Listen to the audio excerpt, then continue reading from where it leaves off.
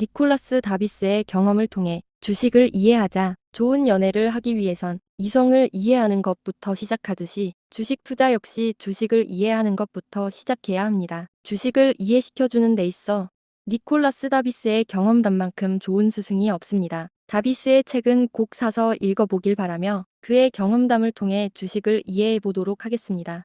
헝가리 태생의 경제학을 전공했던 니콜라스 다비스는 나치를 피해 미국과 캐나다로 망명해 나이트클럽 무용수로의 삶을 살고 있었습니다. 주식 투자를 단 한 번도 해본 적 없던 그는 우연히 어떤 나이트클럽에서 인연으로 캐나다 증시에 상장된 브리런드라는 광업회사의 주식을 50센트 가격에 매입하게 됩니다. 지금처럼 MTS도 없던 시절이라 주식에 대해 까맣게 잊고 지내던 그는 두 달 후 우연히 신문을 보고 깜짝 놀랍니다.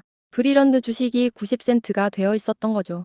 거의 90%나 오른 셈입니다. 그는 바로 달려가 브리런드 주식을 팔아 큰 수익을 챙겼습니다. 주식 투자에 큰 흥미를 느낀 그는 투자를 본격적으로 해보기로 결심합니다. 주식 투자에 대해 아무것도 몰랐던 다비스는 뭘 사야 하는지, 뭘 어떻게 해야 하는지도 모른 채 일단 묻지마식 투자를 시작합니다.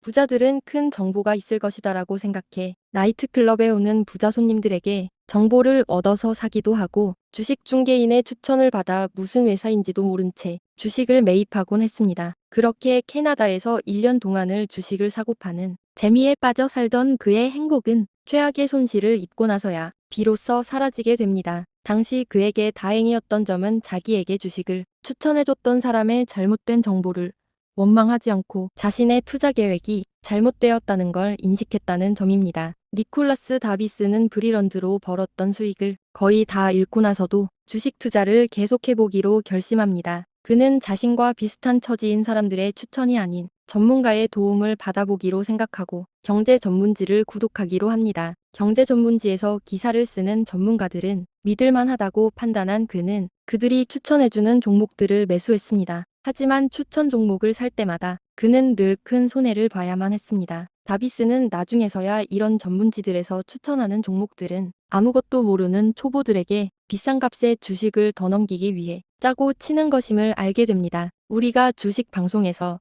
추천해주는 종목을 사면 고점에 물리는 거와 비슷합니다. 그는 꾸준히 돈을 잃었지만 주식 시세표를 보고 경제 전문지를 읽고 있는 자신이 마치 투자 전문가가 되냥 자랑스러웠고 행복해했습니다. 더 많은 경제지를 구독하며 읽던 다비스는 더 큰 꿈을 향해 캐나다를 떠나 미국 월스트리트에서 투자해보기로 결심합니다. 미국 월스트리트에서 믿을 만하다는 중개인을 추천받은 다비스는 그가 권해주는 종목을 사자마자 상승하니 크게 기뻐해 미국은 캐나다와는 다른 믿을만한 주식시장이란 경외심으로 더 많은 돈을 주식 투자에 쏟아붓기로 결심합니다. 당시가 미국 시장에 유례없을 큰 강세장이었다는 걸 몰랐던 다비스는 계속되는 수익 행진에 확신은 절정에 달해 있었고 하루라도 거래를 하지 않으면 주식시장에서 자신이 맡은 임무를 다하지 못한 사람처럼 쉬지 않고 거래를 했습니다. 당시 월가에 유행하던 격언인 적은 이익이라도 있으면 파산하지 않는다를 깊이 공감한 그는 이를 자신의 투자법으로 만듭니다.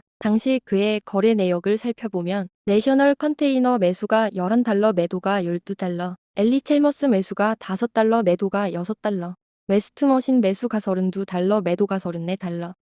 작은 이익에 만족하는 투자를 했다는 걸 알 수 있습니다. 이런 작은 이익에 잦은 매매는 결국 증권중개인만 배부르게 한다는 걸 다비스는 나중에서야 알게 됩니다.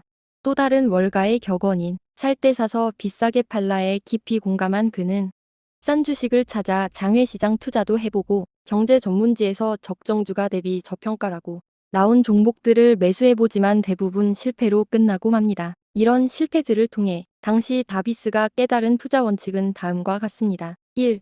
투자 정보 서비스에서 권하는 종목을 사지 않는다. 2. 중개인 전문가의 조언에 경계심을 갖는다. 3. 월가에서 터도는 격언들은 무시한다. 4. 아무리 그럴듯한 근거가 있어 보여도 루머는 믿지 않는다. 5. 주식 투자는 도박이 아니므로 기본적 분석에 의해 접근할 때만이 효과가 있다. 따라서 주식에 대한 연구를 열심히 해야 한다. 6. 한 번에 여러 종목을 단기적으로 거래하는 것보다 하나의 상승 종목을 장기적으로 보유하는 것이 낫다. 다비스는 미국에서의 무수히 많았던 거래를 분석하던 중 자신에게 가장 큰 수익을 주었던 버지니아 레일웨이 다는 종목이 왜 상승했는지를 중개인에게 물었습니다. 그 회사는 실적이 우량해서 많은 배당금을 지급했으며 재무제표가 우수했기 때문에 상승했다고 생각합니다. 다비스는 버지니아 레일웨이의 꾸준한 상승세의 원인을 깨달았다고 생각했고 기본적 접근 방법만이 과학적이고 올바른 투자법이라 믿게 되었습니다. 기본적 분석을 발전시키기 위해 수개월을 그 분야를 연구하고 분석하고 공부를 시작합니다. 다비스는 이 방식에 만족스러워했으며 그것은 냉철한 과학의 소산이므로 이것만 따른다면 더 이상 근거 없는 소문의 희생양이 될 필요도 없고 다른 누군가의 조언도 필요 없다고 생각했습니다. 다비스는 스스로를 냉철한 재무 분석가가 되었다 판단했습니다. 1950년대의 주린이었던 다비스의 투자 모습은 디테일만 다를 뿐 현재를 살아가는 우리의 투자 모습과도 너무나 많이 닮아 있습니다. 다비스는 꾸준한 주식 연구를 통해 주식도 마치 가축무리처럼 비슷한 업종끼리는 그룹을 형성하고 동종업계에 속한 주식들은 함께 움직이는 경향이 있다는 사실을 발견합니다. 우선 기본적 분석을 통해 여러 업종 중에 가장 유력한 업종을 선정하고 해당 업종에서 가장 유력한 기업을 선정하는 것이 논리적이며 이렇게 이상적인 주식이라면 당연히 오를 것이 분명하므로 그 기업의 주식을 사서 보유하는 전략을 취해야 한다고 판단했습니다. 다비스는 석유, 자동차, 항공, 철강 등 전체 업종별 수익의 자료를 수집하기 시작했습니다. 각 업종의 과거 수익과 현재 수익을 비교하고 업종 간의 수익을 서로 비교했으며 각 업종의 수익성, 주가 수익률, 자본 구성 등을 세밀히 분석한 끝에 철강 산업의 수익성이 가장 좋다는 결론에 도달합니다. 다비스는 안전한 종목에 투자하고 싶었습니다. 철강 기업 중 가장 우량하면서 배당금도 높은 종목을 5종목 분류해냅니다. 그는 그중 존슨앤러플린이라는 종목에 집중했고 그 이유는 다음과 같습니다. 다비스는 아무도 주목하지 않지만 자신이 과학적으로 연구해서 찾아낸 존슨앤러플린을 보며 열광했습니다. 이 주식이 자신을 부자로 만들어줄 것이라 믿어 의심치 않았습니다. 그는 자신이 수년 동안 모은 재산을 털고 전 재산을 담보로 잡아 대출까지 받고 존슨앤러플린을 $50에 매수합니다. 자신만만했던 다비스의 계획은 3일 만에 흔들립니다. 주가가 하락하기 시작한 것입니다. 투기적 결정도 아닌 믿을만한 통계와 분석에 의해 결정된 종목이 계속해서 하락하자 다비스는 망연자실한 채 그 현실을 인정할 수 없었습니다. 존슨앤러플린은 적어도 재무적으론 주당 $75의 가치가 있었기 때문이죠. 너무나 건실한 우량주인이 곧 제자리로 돌아올 것이라 믿고 존버를 택하게 됩니다. 날이 갈수록 주가 지세를 들여다보기 겁났고 3% 하락한 다음 날 0.5% 반등할 때면 다비스의 희망은 다시 고개를 들었습니다. 존슨앤러플린은 $44까지 하락했고 극심한 두려움에 사로잡혔던 다비스는 결국 매도를 결심합니다. 그는 그렇게 주식 투자에서 제대로 망했습니다. 처음 투자한 브리런드에서 너무 쉽게 성공을 맛보았고 돈을 벌기 쉬웠던 당시의 상승장에서 형성된 다비스의 자신감은 완전히 무너져 내렸습니다. 그를 더 힘들게 했던 건 무모한 투기꾼처럼 소문이나 추천을 받아 산 주식도 아니고 오랜 시간 주식을 열심히 연구하고 공부한 결과를 토대로 신뢰할 만한 투자를 했음에도 실패했다는 점입니다. 다비스는 더 이상 주식 투자를 못할 것만 같았습니다. 그러나 다비스는 잃어버린 재산을 되찾아야 했기에 포기하지 않고 다시 주식 투자를 하기로 합니다. 손해를 복구할 수 있는 방법을 찾아야 했습니다. 매일 주식 시세표를 보던 그는 걸프 프로듀싱이란 종목이 눈에 띄게 됩니다.